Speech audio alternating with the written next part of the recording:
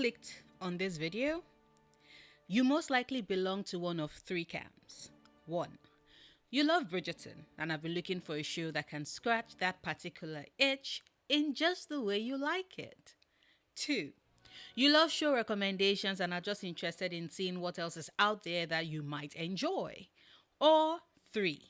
You just love listening to me yap about the things I love and where my brain bunnies take me, to which I would like to say thank you. And I hope this video is worth the watch. Also, I can't forget to mention that this recommendation video is brought to you courtesy of my lovely Patreons. If you'd like to join them in supporting me now that I've been unemployed for the last 3 months, the link to do so is in the description box. And with that said, let's get on with the video. Of course, I'm not pulling this recommendation out of my ass. Instead, I'm going to highlight the possible things or elements present in Bridgerton that you enjoy and will point out how Perfect Match also meets these needs. And so to do so, we need to highlight what we love about Bridgerton. For me, it's getting to follow a family, noticing the differences in their personalities, watching each of these siblings find love even as they follow their own path and support each other regardless. Bridgerton for me is about the costumes. Yes, I know. Some of them look cheap and are not as exotic as other period dramas, but I do like some of the looks we got. Cdrama, all I need is an afternoon in your closet and I will offer you a quarter of my liver, one of my kidneys, part of my spleen, and my unborn children for just one afternoon. That's all. But as I was saying, I love the costumes. I also love how each of the romances and each of the Bridgerton siblings seem to be in great alignment with their partners. From Saphne to Canthony to Pauline and even Georgette. Of course, we haven't gotten Benofi yet, but I'm looking forward to them joining the fold soon. Then there's the fact that it's a period piece. I mean, sure, I enjoy a good modern day drama, but there's something about historical romances. The scandal of a touch, the way a cleverly shown ankle can bring someone to their knees, and the dainty fragility of a barely exposed wrist or the curvature of a neck can ruin a country. What can I say? All that suppressed sexual energy really entertains me, and Bridgerton has that in spades. Then there's the scheming, the push to have their kids well married and matched, especially in an era like the Regency era, that I just love to read about. I'm a big lover of schemes, of watching women carve a life for themselves amidst the repressed patriarchal expectations of the time in which they live, and Bridgerton does that well for me. And finally, there's the sex. Because yes, I'm not about to lie. The minute they showed us the delectable ass of Simon Bassett, I realized that every year or every other year when the show airs, I have to be present to see ass. Maybe you're better than me and that is not a consideration for you. Or maybe you're exactly like me and have been lying to yourself so you don't come off as being too thirsty. Whatever the case may be, those I would say are the elements that have hooked me and keep me coming back to Bridgerton.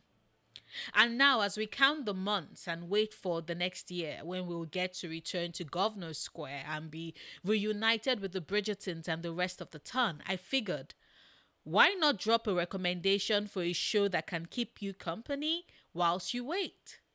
Because if you can just allow yourself to watch a show with subtitles on, in the immortal words of Bong Joon-ho, who gave us the brilliance that is Parasite, once you overcome the 1-inch tall barrier of subtitles, you will be introduced to so many more amazing films. Or in this case, shows like Perfect Match.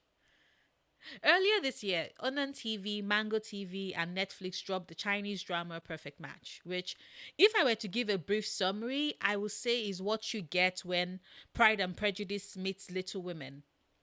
You have a family of 5 girls whose mother is trying to make sure that they all end up with the right husbands for them, i.e., their perfect match, all set within the Song dynasty. Now, Unlike with Pride and Prejudice and Little Women, where we have the occasional sister that drives us to the wall, Lydia, this isn't the case with Perfect Match. With the lead girls, from the first all the way to the fifth, each one of them have their strengths and are incredible women in their own right who support one another, and they are often hapless mother. And as someone who did binge the show whilst it was airing, and I have gone back to rewatch it two more times since I finished it, I decided why not share that joy of finding a show that's just right with the rest of you, especially for my fellow Bridgerton lovers. Because, gentle viewers, when a show's got the good, it's only fair that others get to partake in it. Don't you agree? Now, earlier in the video, I already highlighted the strengths of Bridgerton and why, as a show, it keeps the rest of us coming back. I like to state outright, though, that Perfect Match doesn't have any sex scenes. The sex is implied in dialogue and blushing brides. So, if the only reason why you watch Bridgerton is to catch sight of some magnificent asses, I apologize. Perfect Match will not scratch that itch for you. However, if you don't mind the lack of sex scenes, let me do a comparison of the other highlighted features of Bridgerton and how they are explored in this 36 episode show. Starting with my first point. Bridgerton, as we know, is about the siblings, their relationships with one another, and how well they bond. Of course, not all of them do so equally. For example, we are all aware that Francesca Bridgerton, now Kilmartin, is not as close to the rest of her siblings. But the rest of them are pretty close. We see the way Anthony, Benedict, and Colin get along.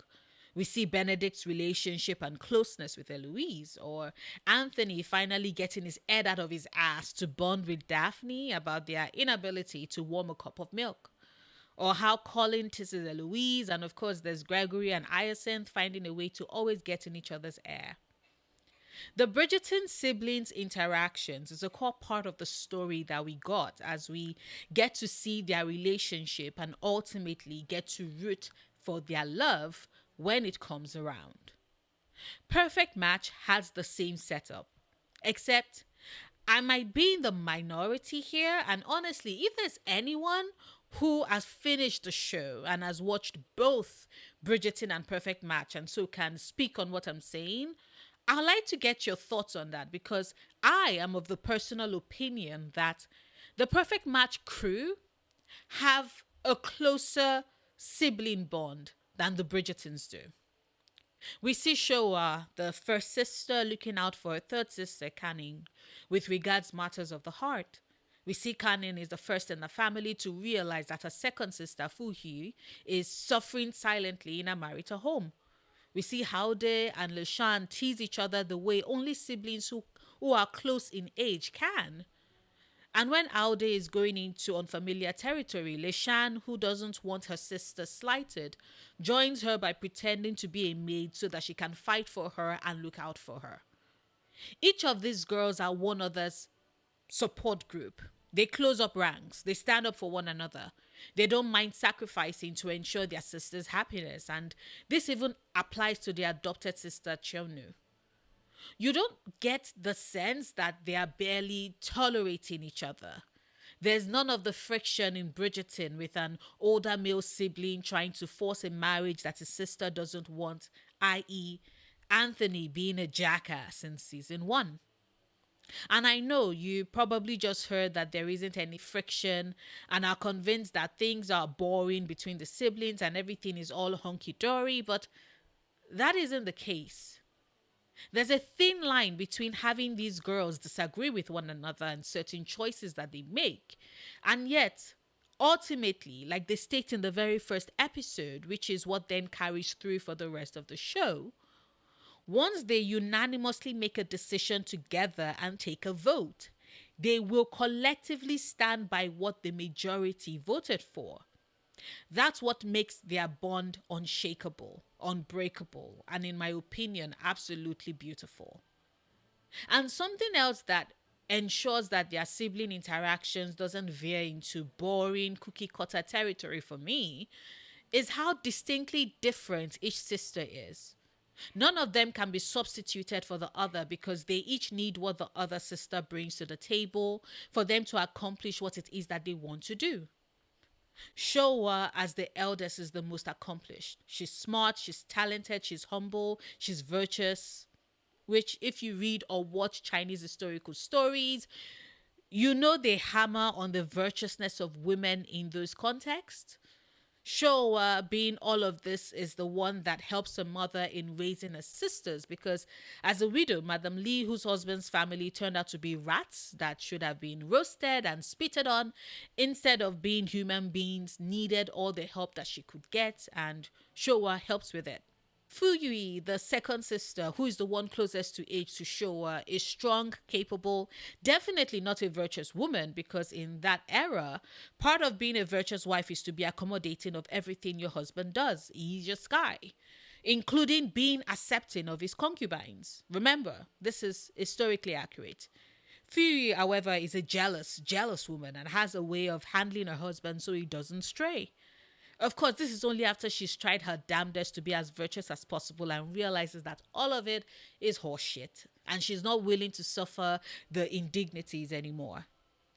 Kanin, the third sister, is cunning, crafty with a sharp tongue and great wit, which works a lot for her family as she's the one that helps her mother the most with planning for her tea shop.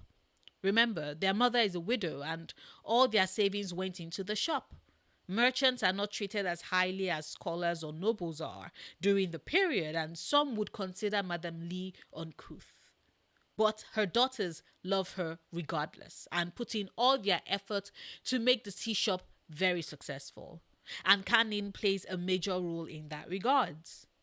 Aude is the fourth sister and she's the quietest of all her siblings, but it doesn't mean she doesn't have the spark or the spine of the rest of the Lee girls. She's more forgiving, is fascinated by matters of the law, and has a strong sense of justice. She's also a bit mischievous, especially when she gets to play with their younger sister, who is just a year or two younger than she is.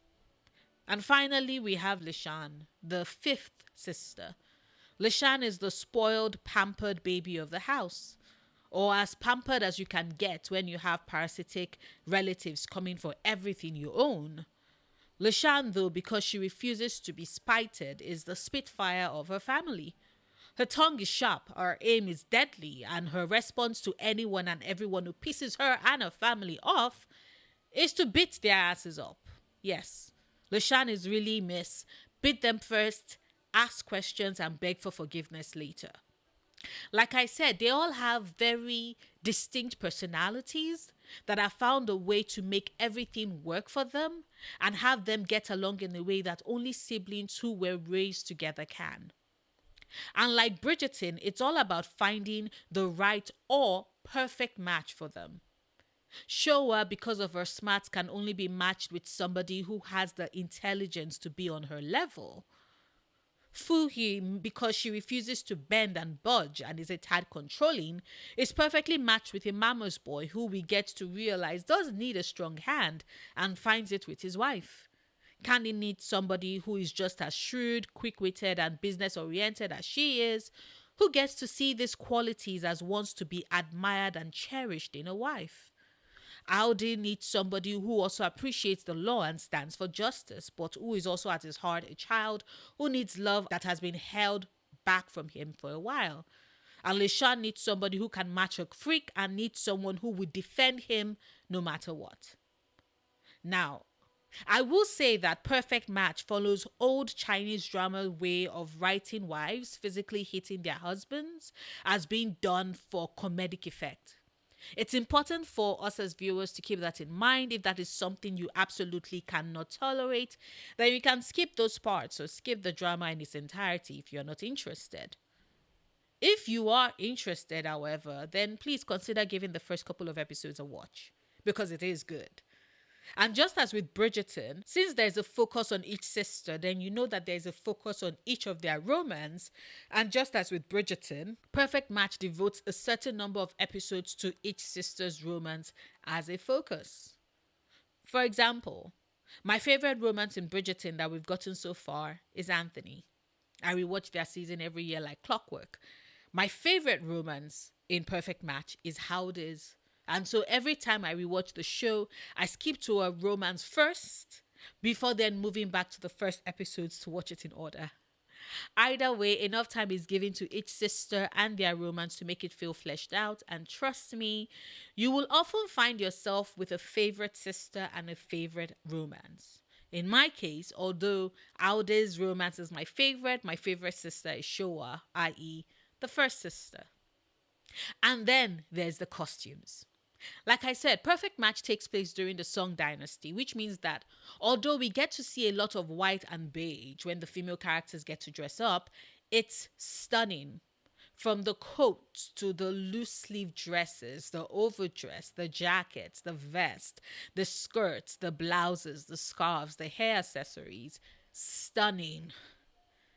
If you like feasting your eyes on just amazing embroidery and details that clothes can communicate, then please, you need to watch more Chinese historical dramas and start with Perfect Match. It's clear that the budget for the show was a bit on the low side. The sets aren't big and expensive like in more popular Chinese dramas, but what we do get for Perfect Match does work for the story in its simplicity, and I thought the costuming was very nice. And then there's the scheming. Now, of course, Madame Lee doesn't really scheme as much. She's portrayed as a bit more simple minded than most women of the era would be. But she's not as absolutely hopeless as, say, Mrs. Bennet, which I consider a blessing. Madame Lee does want good things for her girls, whether it's the chance to have them marry the top scorer of the provincial examinations, which is a very big deal, or a fourth rank official. She tends to manage a balance of not wanting too much, as she doesn't want her daughters disrespected and would rather they just have a happy, satisfying life and marriage. Of course, the scheming is from the others that get to interact with the Lee family, whether it's their future in laws or people who want to take advantage of them or ingratiate themselves with them. Either case, each Lee girl and their subsequent partners end up marrying up, and just watching how these schemes to get what they want plays out is very entertaining. Especially because the scheming in Perfect Match is very light. It's scheming light. If you like a show where every other word is a barbed knife waiting to sink into the character's side and nobody is sure where the other person stands and suspicions abound, I can make another recommendation for that if you want it. There are Chinese dramas like that. But this Perfect Match is right around the level of scheming in Bridgerton, which is barely noticeable. So just about right. So check out Perfect Match on Netflix if you have the time or the chance. It's most certainly worth the watch.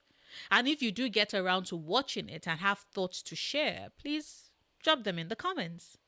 As always, hit the like button if you haven't, subscribe if you want to, share this video if that's your desire. Support me on Patreon if you can afford to. Until next time, do remember, obsessing over the things you love, perfectly valid coping mechanism.